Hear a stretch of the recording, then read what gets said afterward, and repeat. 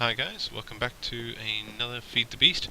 Unfortunately, on this episode I accidentally had my mic set to off, so I'm recording the sound after the fact, and this is our new B-Base, Moonbase Beta, fantastically named, pun intended, and this I was able to actually fit in the whole honeycomb structure because I received a couple of messages on YouTube, which I'm very thankful for, where you guys helped me understand a little bit more about the whole apiary stuff. So here I dropped down a centrifuge. Unfortunately, it does need power, so that was no good.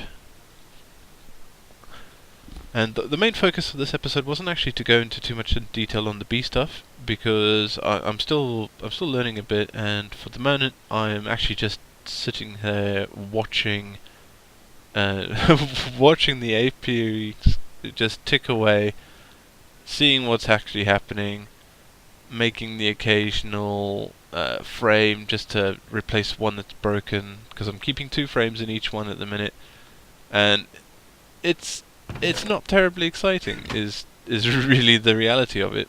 So here I'm making myself an APS chest, because the bees are basically taking up an entire chest on their own, and I'm just going to get more and more and more and more bees. So it's smart to make one of these, maybe even 2, because I'm going to be doing quite a lot of the bee stuff. I actually find it's super fascinating stuff. Just to even at this stage, I'm not doing very much. I've had a couple of mutations, nothing interesting, nothing amazing, but it's pretty awesome actually, and I'm probably going to devote quite a lot of time to making sure that I've got a fantastic bee setup, because there is so much going on in this mod, or in this group of mods, because it's forestry, extra bees, and thormic bees. As far as I know, it's only really the normal forestry bees that really care about the temperature and humidity aspects too much. I'm sure I'm completely wrong on that, and I would actually have to. I'm going to have to set up multiple bases. I know I can run an acclimatizer, because I played around with it a little bit on creative. Not much, but what basically I made a couple of the machines because they looked interesting, and they're very late game machines as far as the bees are concerned. Around the time that you're running an alveary, which I have no idea how it works at this minute. I'm told that it's amazing, but I have no idea how it works.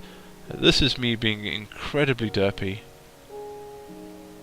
where I'm trying to build something that needs to be built in a carpenter on a project table. So I quickly slapped myself after opening that up. Look, I actually go and I rearrange the metal, and then I change the tin ingots because I believe that's the issue. It can be an issue. Here I've just clocked on that it's a carpenter recipe. So yeah, I mean, it can be an issue. There's so many different bars. There's 3 different tin types. There are 3 silver. I think I hit on this earlier in another video, where there are numerous types of sulfur. But yeah, as I said, this isn't really the main focus of this video. It's just this little beginning bit where I start to show you my setup, so that later on, when we're spending a lot more time there and we're zipping between different bee bases, that it's not too all over the place, and I'll have to cut that around quite a lot. I am trying to work on the editing stuff. At the minute, all these videos are really raw. They're the straight footage. I almost never cut away at the minute, because once again I make another mistake here shortly. It's always interesting to notice that I make mistakes, and when I'm watching it afterwards I think, oh god, why did I do it that way? I could have done it so much better another way. I distinctly remember somebody telling me that you didn't actually need power for the carpenter. But I am now absolutely sure that that is blatantly wrong. In that you do actually need power for this thing. Now I might just be remembering wrong. Because it's possible. It's quite likely. So yeah, here, figure out, need power. I try to get my water back just in case I can, but that doesn't work, so... And I do that same thing again, where I throw whatever I'm carrying away. So, absolute rookie errors. Okay, so we're just going to head down here, and we're going to be making the bee database. I've got a couple in there already, because I'd somehow managed to make a cultivated and a common, and that was quite interesting. I actually got really excited when I got my first bee that were different from what I was already making, because I've only been using the forest and meadows bees, and at the minute, I mean, that's not terribly exciting, but every time something new comes up, I always have to be all ooh ooh, and that makes me happy. New bees. Somehow I've got a noble in there, but I have no record of ever actually breeding nobles. So I'm definitely going to have to look into that, because that looks to be quite interesting. I know that if you click around on the database, you can see all the families and so forth, so, and how they mutate around in there. So let's just take a quick look. So here we go, you can see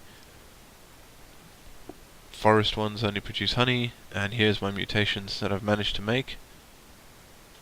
So I think I got common and cultivated. And maroon is the other one that I've managed to get. I mean, I have no idea what maroon does. But I'm going to try and get at least one of every type, and then I can sit there and play around with making sure that they're the best possible bees ever. So yeah, here's my confusion. I have noble in there, but I've not actually seen a noble in any of my apiaries. Not yet, anyway. Unfortunately, I lost my only rocky princess from that process. I didn't get a rocky princess on the way out for that one, and so I will probably make a databank at some point, because I don't really want to be carrying around an extra tool. It's just another thing that I will probably end up losing because I carry it on me and then I die.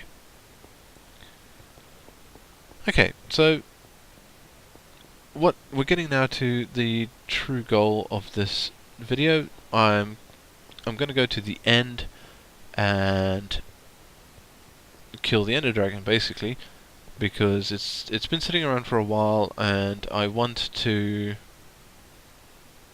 definitely want to pick up some of the stuff that's in there, and I believe that one of the bees needs the egg nearby to start breeding. So that's a bit harsh, but I mean, well, what else? What are you gonna do, really? It's a bit of a shame. So I'm gonna just charge everything up.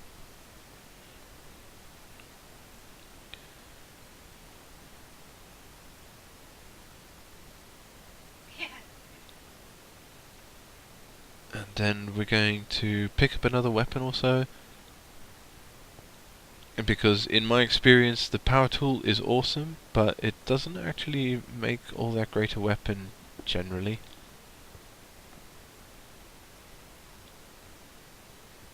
It's kind of... the the hit detection when you're up close is really terrible. You almost never hit. You have to sort of aim in a specific way. Here I'm once again explaining that the farms are all off, but I have had a squeezer running for some seed oil, And I've probably got about 45, 48 buckets worth of seed oil, so that's doing quite good, and I can use that to make apiaries and whatnot. I will need to do something to do with honey at some point. I'm not entirely sure. So this is just getting the eyes of Ender.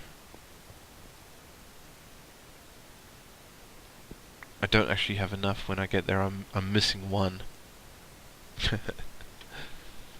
So well planned. I thought I had counted it all out perfectly. 9 was what I thought I needed, but apparently nope, 10. And one of the first intelligent things I actually do, I put all my stuff away before I go. And grab myself some potions. Nothing too fancy here, and in the end I didn't actually even use the potions. The most dangerous part was quite literally aggroing Endermen. So I grabbed myself my infinity punch bow. I used it a little bit. For the most part I did actually use the power tool. I don't know why I went and grabbed an arrow.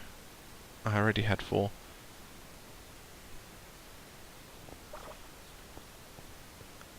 What else? What else did I do? Oh yes, I grabbed myself a pumpkin. Yeah.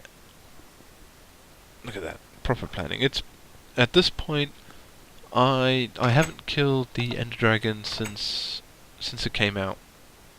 I think I killed it twice before this in the entire time I've been playing Minecraft. And I'll be honest, it was exciting the first time around, and then the second time it just seemed kind of boring. There's not a whole lot to it. Once you break the towers, you kind of just stand around and wait for the dragon to come to you, and the hardest thing is avoiding the Endermen, and that's it. Some sort of weirdness going on here where the trees have lost their tops and stuff. No idea what's happened there though. Could just be spawn in terrain glitching. So I have that occasionally with the stand with my other portal gun on it. Sometimes it disappears, and by disappear I mean it is completely gone. There's no hit detection there, nothing. You can't pick it up. It's not that the block is just invisible, it is actually gone. And that's just resolved by, saving, exiting, coming back in, but it's still a bit freaky when it happens, because I worry every time that I've lost my Atlas's portal gun. Okay, so the stronghold was actually a really quick and easy find for me. I had one Eye of Ender really early on, and I threw it by accident. As you see, I throw things a lot without actually meaning to, and it just kept going, and eventually it dropped, and it pointed me in the right direction, and so I decided to throw it again, and I basically landed on top of the portal. So you can see from the dig down, I didn't actually go through the rest of the stronghold. I've not been anywhere else in the stronghold. I've basically only been in this room. So I miscounted on my on my Eyes of Ender. So just quickly grab the other one.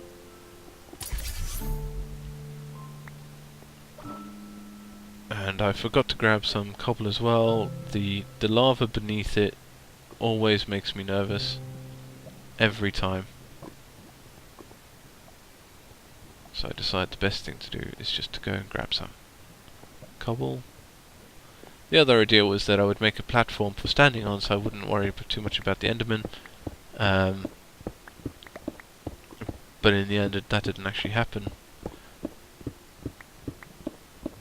Way too much cobble.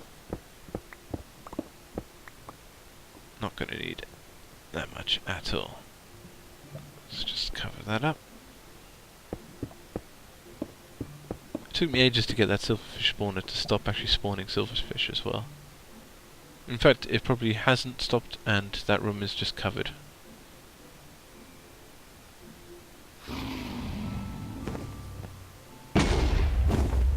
Once again, Iron Manning a boss. miss.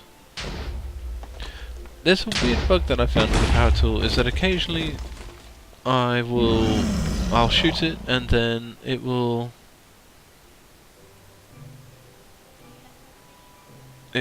just explode right in my face and actually hurt me, which is quite problematic because when I charge it up, it does actually hurt quite a bit.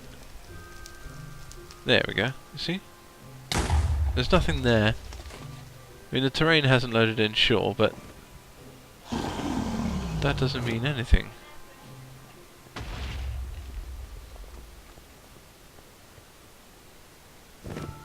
Okay, so I'm not going to talk for much longer because the rest of this video, the next 10-11 minutes, is really me just attacking and killing the Ender Dragon, and really, at the time I was just talking about how laughable it is because it's such a simplistic thing, and it doesn't actually hurt you all that much when you're wearing the right gear. I mean, admittedly, I'm wearing the nano gear, but that isn't something, you know, massive thing. So I switch out just in case, and I'm just gonna go and dig through all these. At this point, I also realised that I don't have any torches, and that there are no Endermen around. If you take a look, you can notice there are none there. And the reason for that is because it's on peaceful. That is down to a mistake I made because just prior to this video I was in creative world. Yeah, see here I've just twigged on what is going on there. I was in a creative world and I absolutely hate all the slime spawning, so I changed it to peaceful. I was actually trying to sort out for a intro video which will be coming at some point, hopefully soon. So a fully charged shot from the power tool is nice. It's 20 hearts, or should be. No, not 20 hearts. It should be 10 hearts, I believe. And then obviously mitigated by whatever armor and stuff. But yeah. There we go, just hit myself a bunch of times with the power tool because for no reason it just decided that I can't do it from where I'm standing. Clearly impossible, right? Totally something in the way there.